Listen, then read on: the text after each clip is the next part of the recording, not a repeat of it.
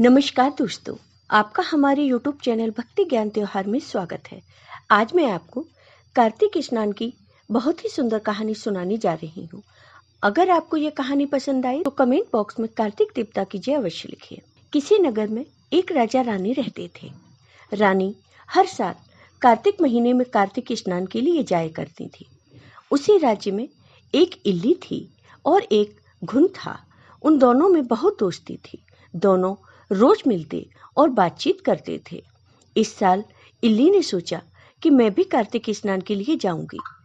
तो इल्ली ने घुन से कहा कि चलो घुन भाई, कार्तिक स्नान के लिए चलते हैं। घुन ने मना कर दिया। तो इल्ली ने बार बार घुन से कार्तिक स्नान के लिए कहा, लेकिन घुन नहीं माना। तो इल्ली ने कहा, मैं तो कार्तिक स्नान के लिए जाऊंगी। फिर इल्ली रानी के पल्ले में छिपकर कार्तिक स्नान के लिए गई। अब इल्ली रोज रानी के पल्ले में छिपकर कार्तिक स्नान के लिए जाती।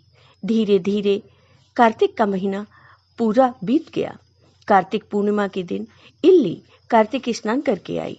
उसके बाद इल्ली की मृत्यु हो गई और उसी दिन घुन की भी मृत्यु हो गई। कार्तिक स्नान के पुण्य से इल्ली को राजा के यहाँ राजकुमारी के रूप में जन्म मिला और घुन को उसी राज्य में गधे के रूप में जन्म मिला। धीरे धीरे राजकुमारी बड़ी हुई तो राजा ने राजकुमारी का विवाह करने की सोची। राजा ने राजकुमारी के लिए बहुत सुंदर सुंदर राजकुमार देखे। फिर राजा ने एक सुंदर राजकुमार से राजकुमारी का विवाह कर दिया। जब राजकुमारी की विदा होने वाली थी तब राजा ने कहा, बेटी बताओ तुम्हें क्या चाहिए, जो भी तुम्हें चाहिए वह मांग लो। राजकुमारी की नजर उस गधे पर पड़ी। गधे को देखते ही वह पहचान गई कि ये तो वही घुन है। तो उसने राजा से कहा कि पिताजी, मुझे यह गधा चाहिए। तब राजा ने कहा, राजकुमारी तुम इस गधे का क्या करोगी? तुम्हें और कुछ चाहिए तो बताओ, हीरे जवाहरात धन दौलत कुछ भी। राजकुमारी ने कहा, नहीं पिताजी, मुझे तो ये गधा ही चाहिए। राजकुमारी की जिद के आगे राजा को झुकना पड़ा। राजा ने कहा, ठीक है बेटी, तुम्हें ये गधा ही चाहिए तो इस गधे को अपने साथ ले जाओ। राजकुमारी के बार बार जिद करने पर राजा ने गधे को राजकुमारी की पालकी से बंधवा दिया और राजकुमारी की पालकी के साथ गधा भी राजकुमारी की ससुराल में पहुंच गया। राजकुमारी की ससुराल में गधे को देखकर सभी आश्चर्य में पड़ गए कि राजकुमारी के साथ ये गधा क्यों आया है, राजकुमारी इस गधे को अपने साथ क्यों लाई है। फिर राजकुमारी ने उस गधे को अपनी सीढ़ियों के नीचे बंधवा दिया। जब भी राजकुमारी सीढ़ियों से नीचे उतरती तब वह गधा कहता कि हे सुंदर राजकुमारी, मुझे पानी पिला दो।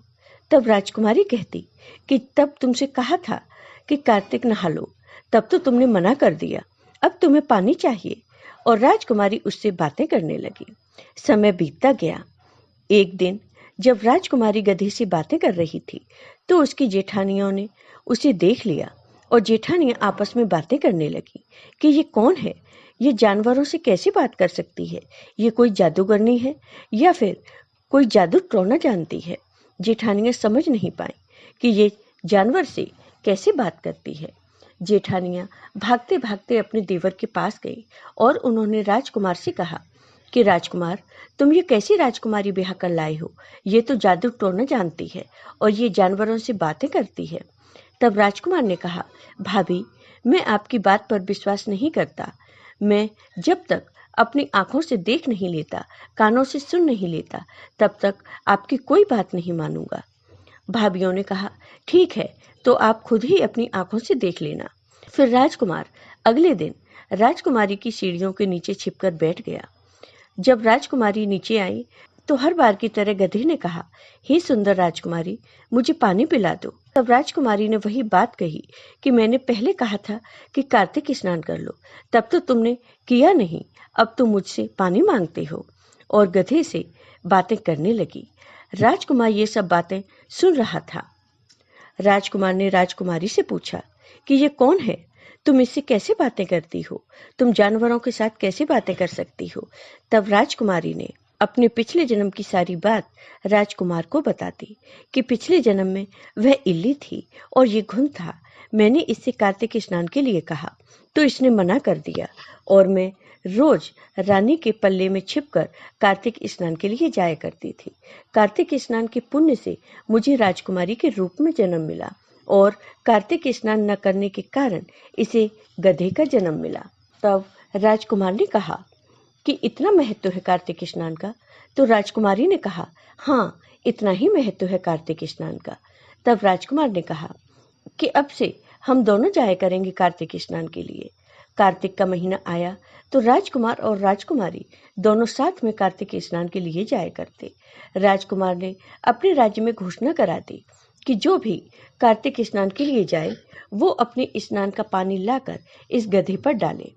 अब हर रोज जो भी कार्तिक स्नान के लिए जाता वह अपने स्नान किया हुआ पानी लाकर उस गधे पर डालता। कार्तिक स्नान के पुण्य से गधे को इस योनि से मुक्ति मिली और गधे को मोक्ष मिला और राजकुमार और राजकुमारी खुशी खुशी रहने लगे।